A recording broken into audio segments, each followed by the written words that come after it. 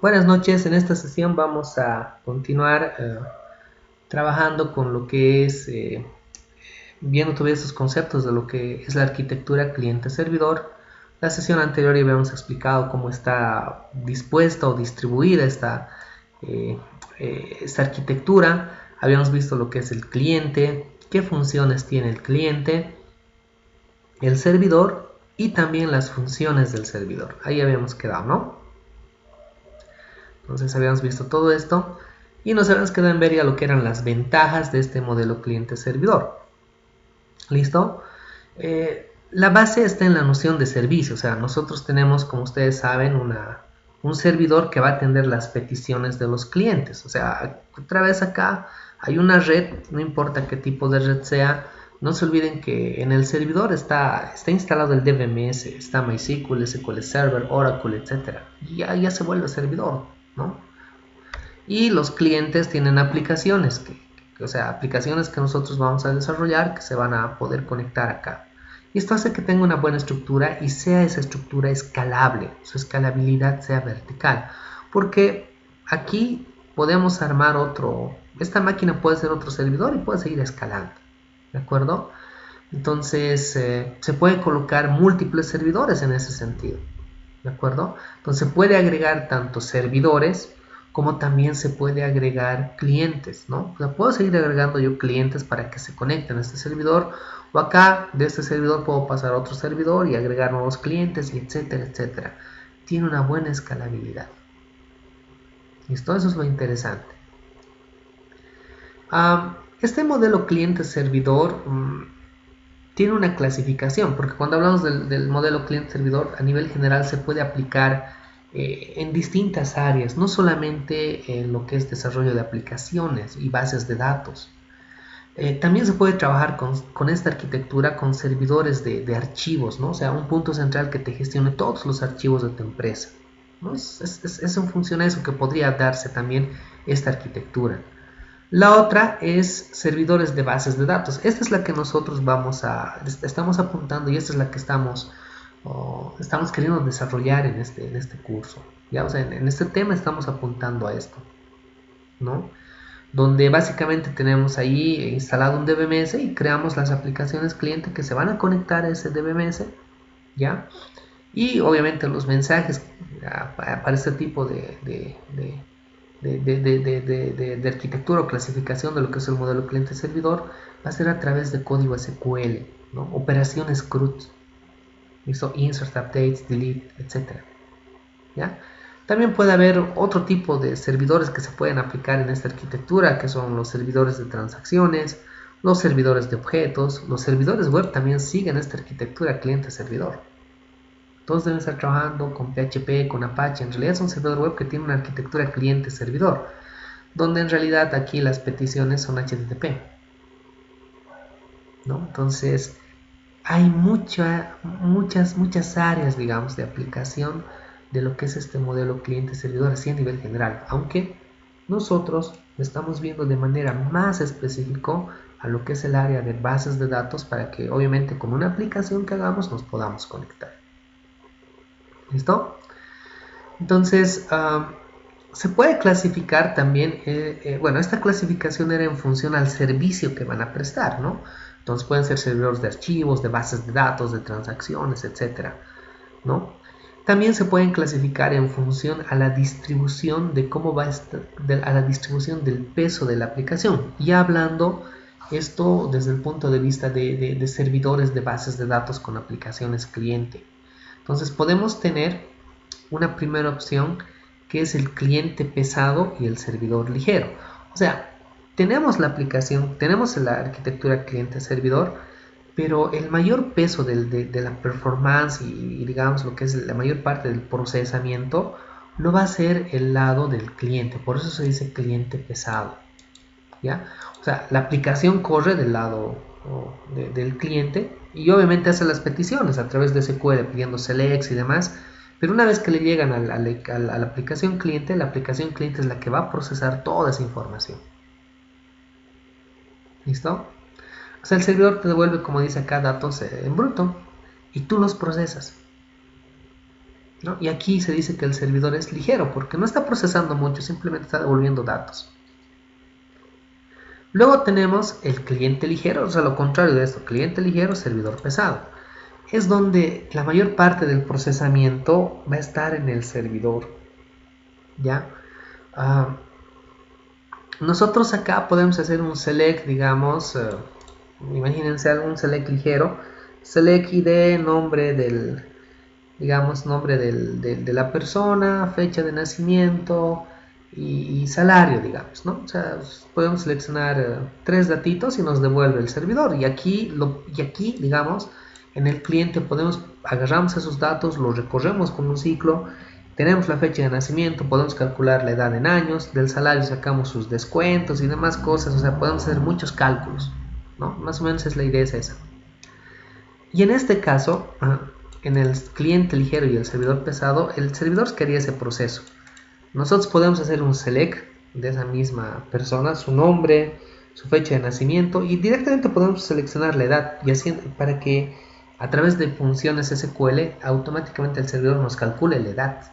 O sea, en la consulta esté el cálculo de la edad. Si queremos trabajar y procesar el salario, en la misma consulta que enviemos, pues que se procese el salario. Aquí el servidor se va a volver más pesado, va a realizar más acciones y el cliente ya va a recibir, digamos, los datos ya formateados, se pueden decir. Y el servidor es quien se va a encargar incluso de formatearlos. Entonces podemos trabajar con ambas distribuciones en función a lo que realmente tengamos, de la arquitectura y necesidades que se den. ¿Listo?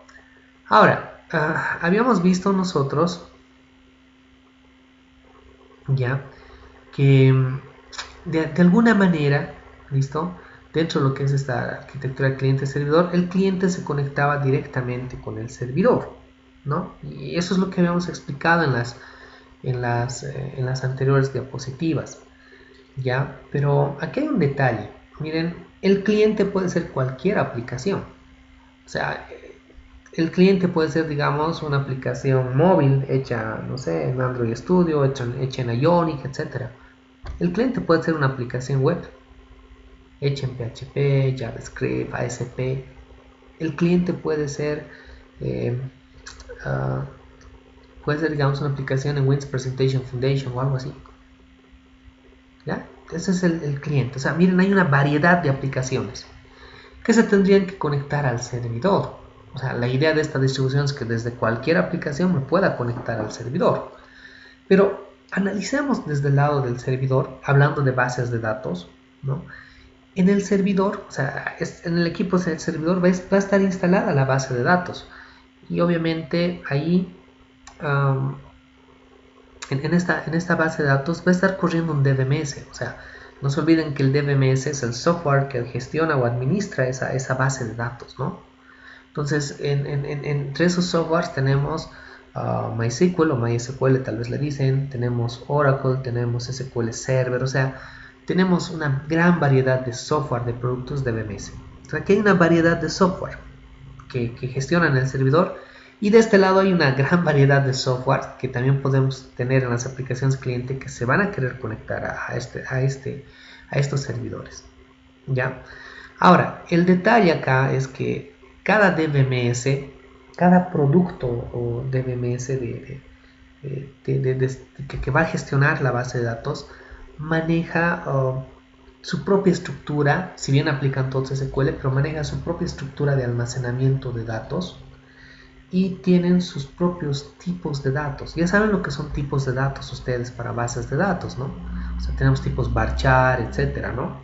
Por ejemplo, en MySQL han debido ver que existe el varchar. En SQL Server se llama nvarchar. ¿Ya? Si quiero trabajar con datos binarios, en MySQL deben saber que se trabaja con datos del tipo blob. Pero en SQL Server es otra cosa, trabajamos con los var binary, ¿no? Si queremos cifrar algo con MD5 en MySQL, pues utilizamos el MD5 y eso te genera una cadena, un varchar así normal. Pero en SQL Server te genera un hexadecimal. Entonces hay variación. Cada producto DBMS que va a gestionar la base de datos del lado del servidor va a ser diferente. Va a gestionarlo de distinta manera. Obviamente vamos a tener varios servidores con distintos productos DBMS. Y vuelvo a reiterar aquí una gran variedad de aplicaciones que se quieren conectar ahí. Entonces, por esta gran variedad de tipos de datos y estructuras que se manejan, si bien hemos dibujado o estamos mostrando así la arquitectura del cliente-servidor, algo así, ¿no? Una línea recta del cliente hacia el servidor, no se da así. Esa conexión que vamos a hacer no se va a dar así de manera directa. Por esta gran variedad de aplicaciones que puede haber, puede ser móvil, desktop, etc. Y aquí puede haber una gran variedad de servidores que tengan distintos DBMS que manejan diferentes infraestructuras. Entonces no hay en realidad una conexión así directa, ¿ya? Para hacer la conexión y tratar de estandarizar esos tipos de datos, es necesario que entre esta conexión equilibre algo. Se trataba de demostrar un equilibrio. Esta figurita quería demostrar eso. Haya una aplicación intermedia que pueda ser una especie de puente entre ambas. Porque si yo aquí tengo una aplicación móvil en Android Studio y aquí mi base de datos es Oracle, digamos, entonces necesito de alguna manera que Android Studio se pueda conectar a Oracle. Y necesito este intermedio para poderlos conectar. Si tengo mi misma aplicación en Android Studio y me quiero conectar a MySQL o SQL Server, también aquí va a haber una variación. Tiene que haber algo que me permita interactuar a ambos y hacer ese cruce de información. Si mi aplicación es en Windows Presentation Foundation y mi base de datos es en MySQL, entonces igual tengo que tratar de conectarme, no directamente, tiene que haber algo que me haga el puente. Reitero, por la diferente estructura que manejan cada producto de BMS y la distinta arquitectura que pueden tener las aplicaciones que nosotros hagamos, ¿ya? Entonces se ve la necesidad de que exista ese intermedio, ¿ya? A esa aplicación de intermedio se le dice middleware, ¿ya?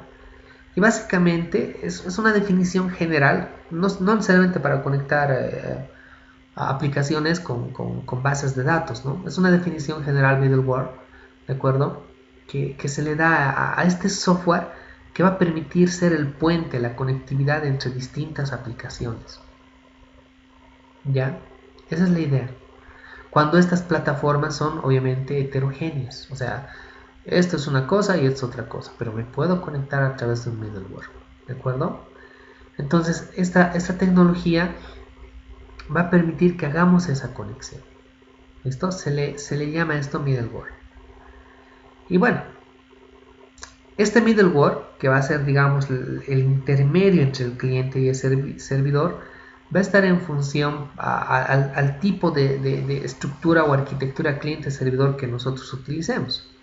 Por ejemplo, para bases de datos, que es lo que nos interesa, podemos tener un middleware desarrollado. Tenemos ODBC, lo que es JDBC o JDBC, tenemos ADO.NET, o sea, tenemos varias tecnologías que nos van a permitir trabajar y hacer esta fusión, que las aplicaciones cliente se puedan conectar al servidor, ¿no? Y aquí tenemos otros middlewares que existen para otros tipos de modelos cliente-servidor, para group wars, para objetos, para componentes, para web, etcétera, que estaba en función a la clasificación que tenían los modelos cliente-servidor en función al servicio.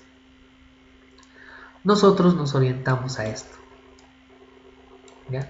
Para base de datos, pero no vamos a utilizar estos porque son antiguos, ¿ya? Cuando nosotros queramos conectarnos desde Visual Studio, digamos desde una aplicación Windows Presentation Foundation a una base de datos, vamos a utilizar un middleware, ¿ya? Que básicamente va a ser una especie de conjunto de librerías que tiene clases, que tiene objetos que tenemos que utilizar para conectarnos acá, porque esas librerías ya se van a encargar de hacer todo y estandarizan. No importa si esto es SQL Server, MySQL, etcétera, lo voy a poder conectar acá, ¿ya? Y voy a poder obviamente enviar esas solicitudes, esas peticiones que tengamos que hacer. ¿Listo?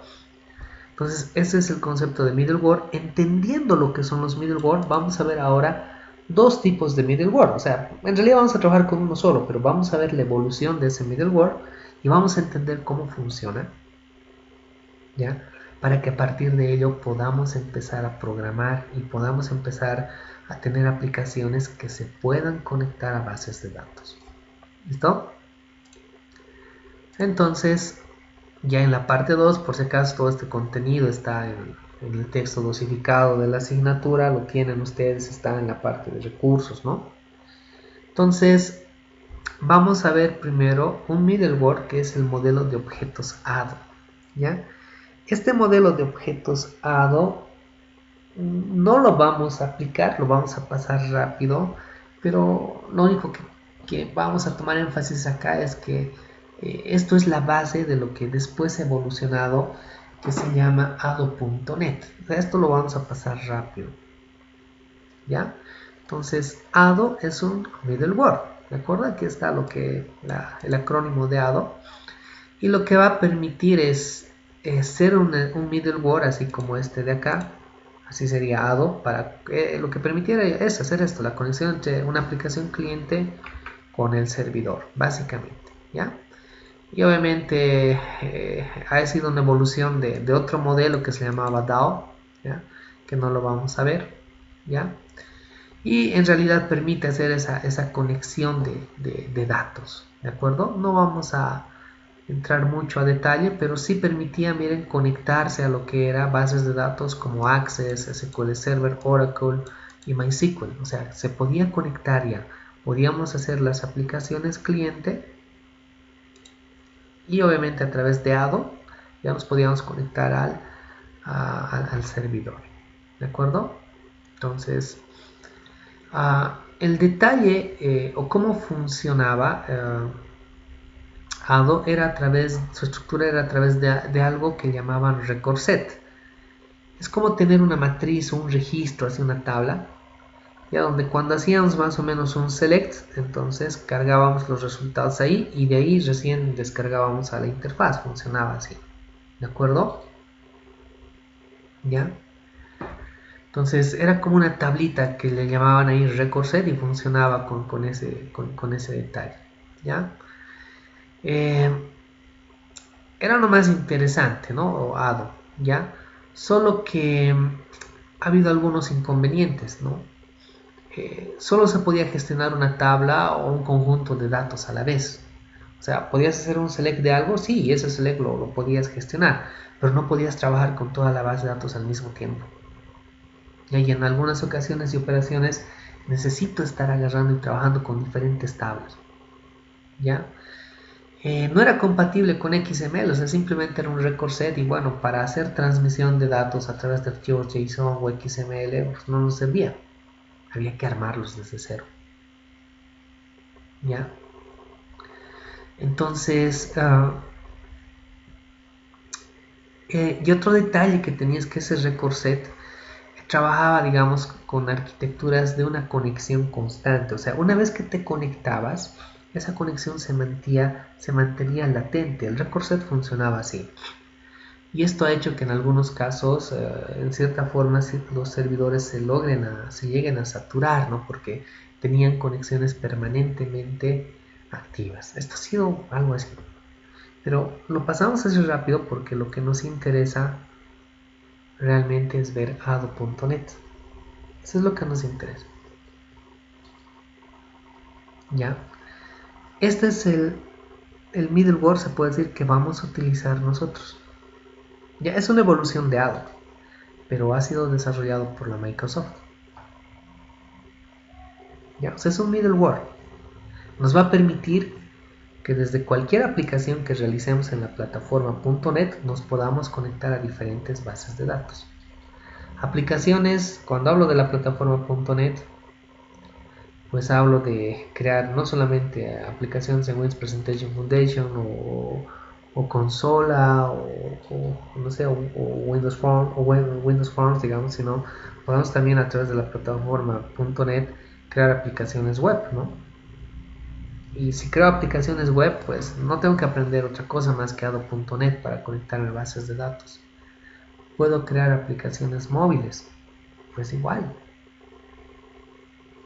No tengo que aprender otra cosa más que ADO.NET. Y ADO.NET nos va a permitir conectarnos a una variedad interesante de bases de datos que tengamos, ¿ya? No solamente las clásicas que son MySQL, SQL Server, sino también a bases de datos que están en la nube o almacenamiento en la nube como Azure, Firebase, MongoDB, o sea, bases de datos no SQL, etc. O sea, vamos a poder hacer eso a través de lo que es ADO.NET. ¿De acuerdo? Nos abre una gran gama de posibilidades para poder hacer diferentes conexiones. ¿Ya? Entonces es muy interesante ADO.NET, ¿ya? Y reitero, es lo que nosotros vamos a utilizar y que esto no necesariamente o sea, sirve o se orienta a aplicaciones de escritorio. ¿Listo?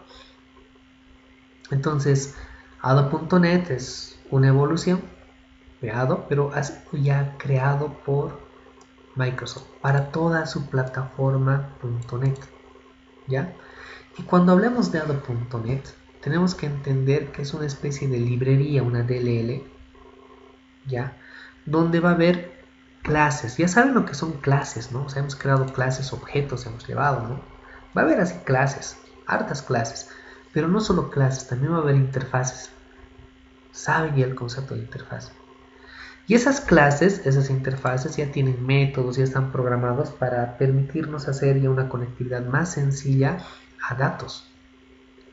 Entonces, utilizando ADO.NET vamos a poder llamar esas clases que vamos a instanciar, vamos a crear objetos y todo lo demás. Ya van a tener métodos hechos con los cuales vamos a poder nosotros conectarnos a las bases de datos. ¿Listo? ¿Está bien? Algo interesante que tiene ADO.NET en relación a lo que era ADO es que tiene un modo de acceso a la base de datos desconectado. O sea, ¿qué es lo que hace? Si vas a pedir datos, hacer un select, te conectas solamente para requerir esos datos al servidor y luego te desconectas. ¿Ya? Eso evita que